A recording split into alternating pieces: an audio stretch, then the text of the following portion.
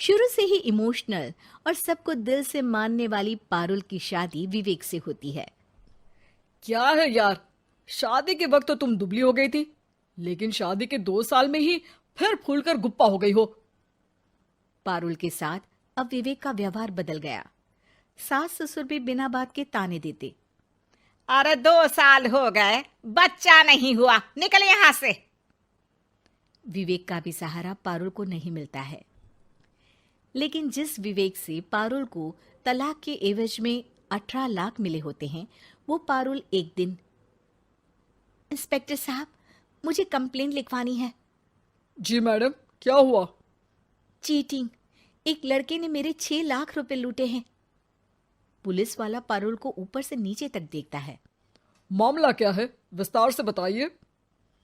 पारुल फिर जो बताना शुरू करती है, उसके बाद इंसानियत से भरोसा उठना लाजमी है। मेरे पति ने मुझे कभी अपनाया ही नहीं।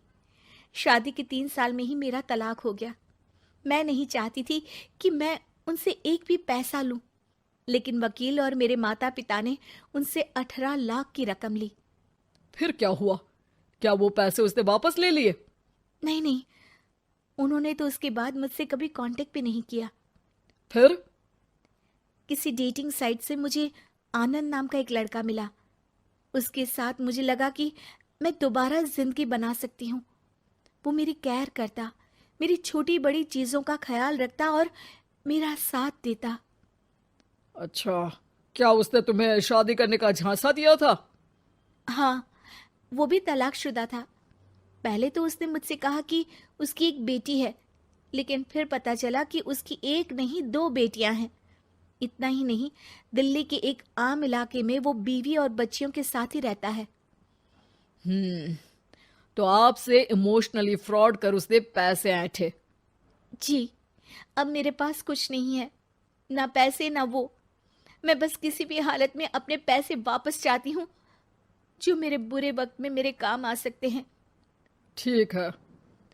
पुलिस आनंद को पुलिस स्टेशन बुलाकर सारी पूछताछ करती है, लेकिन आनंद पुलिस वालों को ये यकीन दिला देता है कि पारुल ने उसे कोई पैसे दिए ही नहीं, बल्कि वो तो उस पर बीवी को छोड़ने का दबाव बना रही थी और ना मानने पर पारुल ने ये झूठा केस डाला है। क्या मैडम, फोकट में पुलिस का वक्त खराब कर रही हैं? कोई शादीशुदा क्यों अपनी बीवी छोड़ेगा? अब आपकी शादी टूटी तो मतलब सबकी तो नहीं टूट सकती ना। पारुल को पुलिस वाले के मुंह से ये बात सुनकर हैरानी होती है। उसे कुछ समझ में नहीं आता कि वो क्या करे। वो अपनी सहेली झनक, जो कि वकील थी, उससे कांटेक्ट करती है। झनक, मैं क्या करूं? मैं कैसे पुलिस को यकीन दिलाऊं कि आनंद ने मेरे साथ न सिर्फ शारीरिक और मानसिक चीट किया है, बल्कि आर्थिक तौर पर भी वो मुझे खाली कर गया है। अब वक्त झनक का था।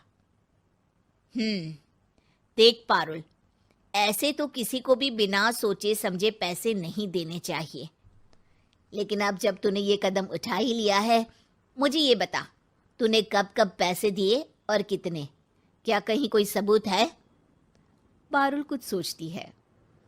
3 बार तो बैंक में ट्रांसफर और 2 बार गूगल पे। क्या इन सब के रिकॉर्ड मिल जाएंगे?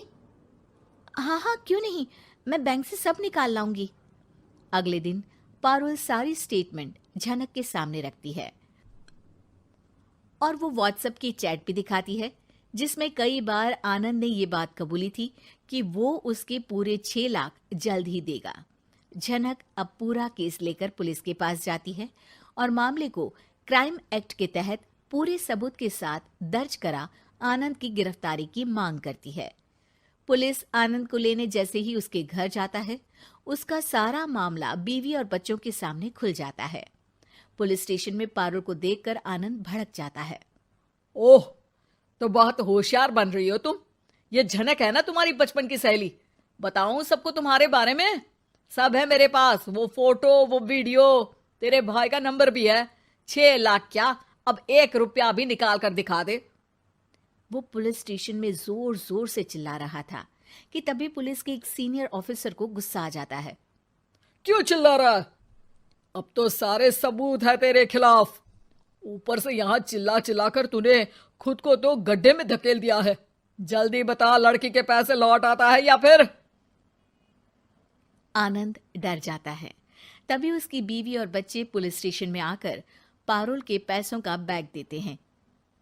मेरे पति को माफ कर दीजिए, प्लीज उन्हें पुलिस से बचा लीजिए। मेरे छोटे बच्चे हैं, ये कैसे रहेंगे? होता भी यही है।